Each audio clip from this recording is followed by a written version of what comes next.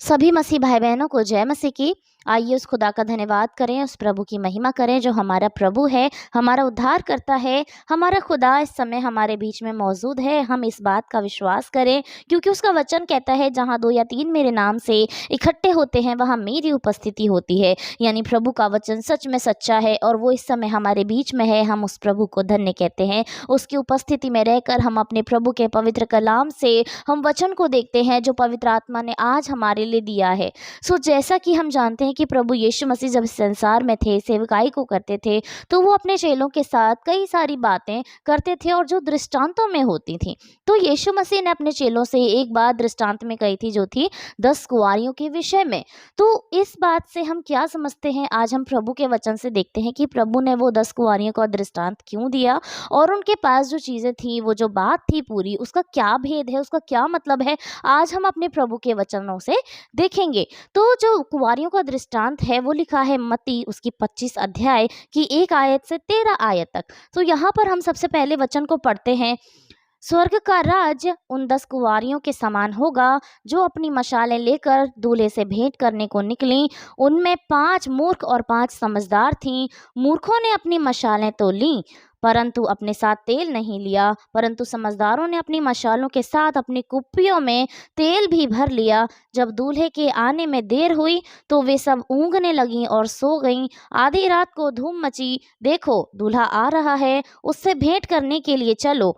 तब वे सब कुंवारियाँ उठकर अपनी मशालें ठीक करने लगीं और मूर्खों ने समझदारों से कहा, अपने तेल में से कुछ हमें भी दे दो, क्योंकि हमारी मशालें बुझी जा रही हैं। परंतु समझदारों ने उत्तर दिया, कदाचित यह हमारे और तुम्हारे लिए पूरा ना हो। भला तो यह है कि तुम बेचने वालों के पास जाकर अपने लिए मोल ले लो। जब वे मोल लेने को जा रही थीं तो दूल्हा आ पहुंचा और जो तैयार थीं वे उसके साथ विवाह में चली गईं और द्वार बंद किया गया। इसके वे दूसरी कुंवारियां भी आकर कहने लगी, हे स्वामी, हमारे लिए द्वार खोल दे।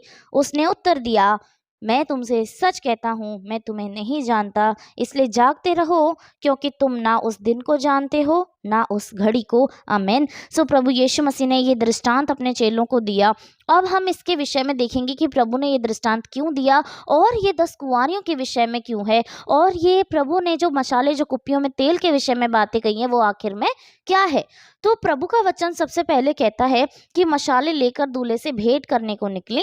उनमें 5 मूर्ख और 5 समझदार थीं। यहाँ पर एक नंबर ऑफ क्वांटिटी को बताया है कि जो 5 मूर्ख थीं और 5 समझदार थीं। हमने इस वचन में देखा कि 5 जो हैं वो प्रभु के राज्य में गईं और 5 अपनी मूर्खता की वजह से यहीं रह गईं। तो प्रभु का वचन जो है वो कहता है मत्ती 24 अध्याय की 40वीं आयत में, उस समय 2 जन खेत में होंगे, एक ले लिया जाएगा और दूसरा छोड़ दिया जाएगा। 2 स्त्रियां चक्की पीसती रहेंगी, एक ले ली जाएगी और दूसरी छोड़ दी जाएगी। तो सबसे पहले जो 10 कुंवारियां थी उसमें से 5 क्यों गई और 5 ही क्यों रहीं? क्योंकि ये वचन पूरा हो ताकि 2 में से एक ले लिया जाएगा और एक छोड़ दिया जाएगा। इसलिए 5 वहां पर समझदार निकली और 5 वहां पर मूर्ख निकली। और प्रभु का वचन कहता है कि मूर्खों ने अपनी मशालें तो ली परंतु अपने साथ तेल नहीं लिया। हालेलुया। ये मशालें और तेल का आखिरकार क्या तात्पर्य है? तेल के विषय में क्यों कहता है प्रभु का वचन? क्योंकि तेल जो है वो प्रभु का वचन है। हालेलुया। प्रभु का वचन हमारे जीवन में तेल के समान काम करता है कि यद्यपि तेल हमारे साथ होगा तभी तो हमारी मशालें जलती रहेंगी। और वो मशालों की आग क्या है? वो हमारा व्यवहार है। जब तेल हमारे जीवन में होगा, वचन हमारे जीवन में होगा, तभी उस वचन के द्वारा हमारा व्यवहार दिखाई देगा। क्योंकि प्रभु परमेश्वर का जो वचन है वो पूरी तरीके से हमें काटता है, छाटता है, हमें ताता है ताकि हम उस वचन के अनुसार अपने व्यवहार को दिखा सकें। तो जब तेल ही नहीं था उनके पास तो उनका व्यवहार, उनकी मशालें कैसे जलती रह सकती थी? इसलिए वो उनके जीवनों में नहीं दिखा। और प्रभु का वचन कहता है कि जब दूल्हे के आने में देर हुई तो वे सब ऊँघने लगी और सो गईं।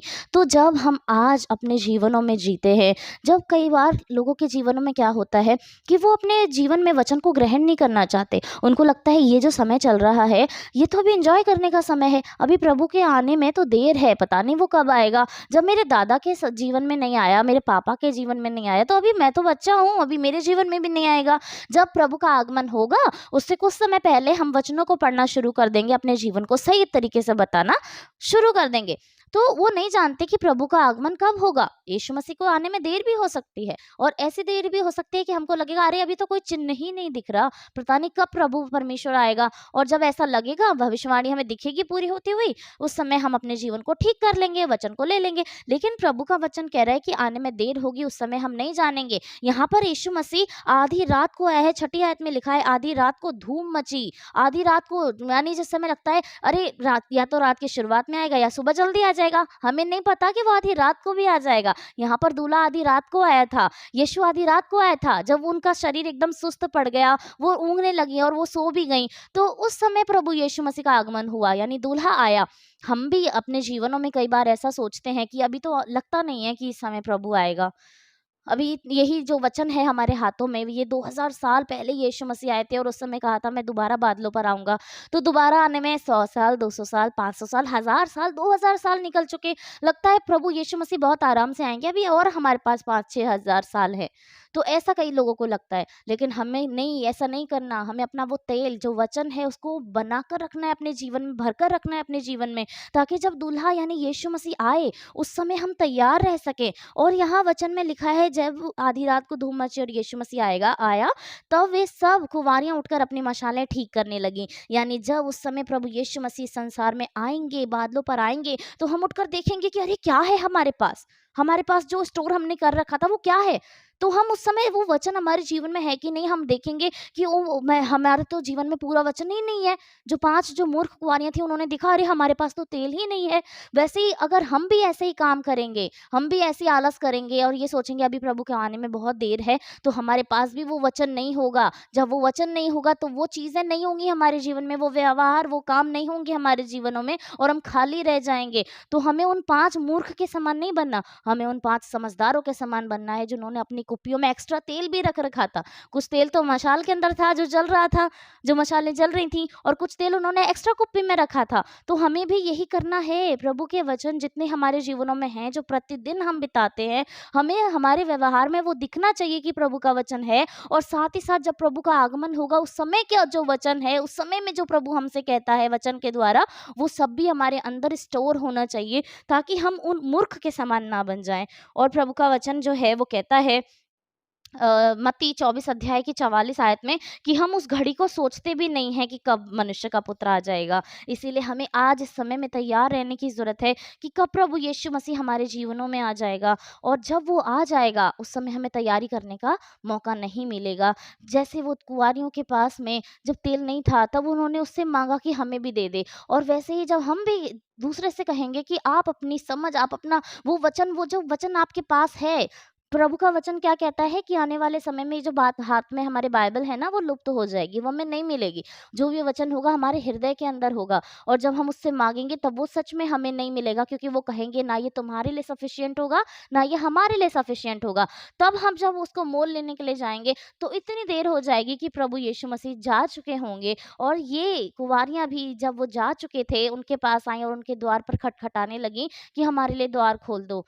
तो अंदर से आवाज़ आई कि मैं तुम्हें नहीं जानता। क्योंकि जब हमारे पास मौका था, जब हमारे पास साधन था, जब उनके पास पैसा था, दुकानें खुली थीं, जब वो मोल लेने जा सकती थीं, उन्होंने तैयारी करके नहीं रखा। आज हमारे पास वचन है, हम सुबह से लेकर शाम तक कई सारे कामों में लग जाते हैं। इस संसार में सारे कामों को सबसे पहले प्रायोरिटी देते हैं और सोचते हैं ये कर लूँ, फिर प्रार्थना, ये कर लूँ, फिर वचन करेंगे। लेकिन ये करते-करते कब रात हो जाती है, कब हम सो जाते हैं, प्रभु तू जानता है आज मैंने ये काम किया था, और हम सो जाते हैं। तो प्रभु हमें हर दिन मौका दे रहे हैं। उन कुँवारियों के पास भी मौका, समय था कि वो पहले से जाकर तैयारी कर लेतीं, लेकिन उन्होंने आधी रात तक का इंतज़ार किया जब तक दूल्हा नहीं आ गया, और उसके बाद कुछ भी नहीं हुआ, क्योंकि उनके पास वो चीज़ नहीं हो पाई और वो प्रभु के राज्य में प्रवेश नहीं कर पाईं। और यीशु मसीह ने उनसे कहा, मैं तुमसे सच कहता हूँ, मैं तुम्हें नहीं जानता। हालेलुया! तो हम यदि ये बात नहीं सुनना चाहते हैं कि प्रभु हमसे कह रहा है कि मैं तुम्हें नहीं जानता, तो हमें उन 5 समझदार कुँवारियों के समान बनने की ज़रूरत है, जिन्होंने अपने जीवन में वो जो कुप्पियाँ थी उसमें तेल भर के रखा था, अपनी मशालें जला कर रखी थीं, यानी कि इस वचन को अपने जीवन में रखा था, अपने व्यवहार में उसको दिखा रही थीं। सो सच में वो प्रभु के राज्य में प्रवेश कर पाईं। तो हमें भी अगर प्रभु के राज्य में प्रवेश करना है, तो इन कुँवारियों से हमें सीखने की ज़रूरत है। हमें उन पाँचों 2 5-5 हैं और दोनों का व्यवहार, दोनों की चीज़ें हमें दिखाई दे गई, दोनों का परिणाम भी हमें दिखाई दे गया, दोनों के कार्य हमें दिखाई दे गए। तो अब इसमें से हमें किसकी ओर जाना है, वो छठवीं कुँवारी कौन होगी, ये हम पर निर्भर करता है कि हम वो पर्सन हो सके। तो प्रभु ने हमें मौका दे रखा है और चुनाव भी हमारी तरफ है कि हमें किस साइड जाना है, हमें कौन-सी कुँवारी के समान बनना है। तो प्रभु चाहता भी है कि हम उन समझदार वालों की तरह बन जाएँ। प्रभु ने कहा है ना कि मैं तुम्हारे सामने जीवन और मृत्यु दोनों को रख देता हूँ, लेकिन मैं फिर भी चाहता हूँ कि तुम जीवन को चुन लो। तो प्रभु चाहता है कि हम उन समझदार वालों की तरह ही बने, लेकिन हम ढीठ ना हों। हम इतने बुरे ना बन जाएँ कि हम प्रभु यीशु मसीह के वचनों से दूर होते जाएँ। उसकी आवाज़ जो हमारे कानों में प्रतिदिन पड़ती है, हम उसको अनसुना करते रहें। हमें अपने मन को सच में अपने प्रभु की ओर लगाने की ज़रूरत है। प्रभु ने हमें बुद्धि, ज्ञान, समझ से भर रखा है। अब हम इसका इस्तेमाल ही नहीं करेंगे, तो ये सच में पूरी गलती हमारी ही होगी और हमारी है, क्योंकि हम प्रभु के वचन का मनन नहीं करते हैं। प्रभु के इस वचन ने हमें बहुत सारी बातों को बताया है।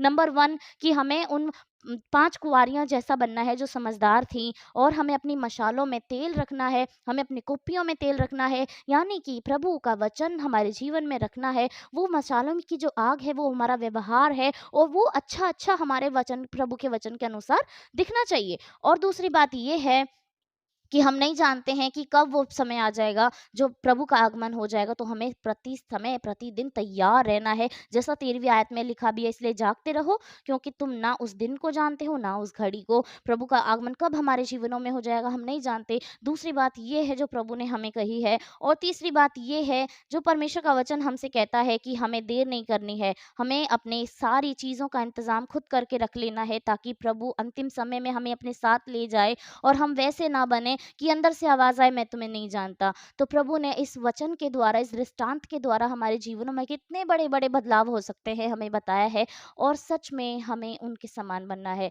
जब खेत में से 2 स्त्री या 2 पुरुष उठा लिए जाएँगे, उसमें से एक हम होने चाहिए। हम अपने प्रभु से कह सकते हैं, हम होने चाहिए और हम तभी होंगे जब हम खुद ऐसा करना चाहेंगे, हम खुद वो होना चाहेंगे, हम तभी हो सकते हैं। प्रभु का अनुग्रह सदैव हमारे ऊपर रहता है और उसने उद्धार हमें दिया है, उसने जीवन दान हमें दे दिया है। लेकिन आगे को हम कैसे अपना जीवन बिता सकते हैं, तो हमारे ऊपर डिपेंड करता है। हम प्रभु के वचन को अपना रहे हैं कि नहीं, हमारे ऊपर डिपेंड करता है। हम अगर कोशिश नहीं करेंगे, हमारी कोशिशें अगर इतनी ढीली रह जाएँगी, तो वो चक्की पर बैठी हुई औरतें और खेत में वो जो 2 पुरुष थे, उसमें से हमारे सामने वाला व्यक्ति, हमारे सामने वाली स्त्री हो जाएगी, हम नहीं हो पाएँगे। तो इन 10 में से वो जो 5 थी, वो निश्चय हम हों, ऐसा प्रभु हम चाहते हैं। तो हम अपने जीवनों में इन कुँवारियों के दृष्टांतों को सदैव याद रखें और अपनी मशालों में अपने तेल को भरकर रखें, अपनी कुत्तियों में एक्स्ट्रा तेल को भी भरकर रखें। जो वचन है, हम अपने प्रभु को धन्यवाद कहते हैं। हमारा खुदा सच में महान है। सो हम खुदा को धन्य कहते हैं, प्रभु ने अपने इस वचन के अनुसार, अपने वचन के भेद के अनुसार हमारे जीवनों में बदलाव लाने के लिए कहा है, ताकि हम अपने आप को सुधारें, हम अपने प्रभु के नज़दीक आएँ और उस खुदा को धन्य कह सकें। हालेलुया! सभी को जय मसीह की।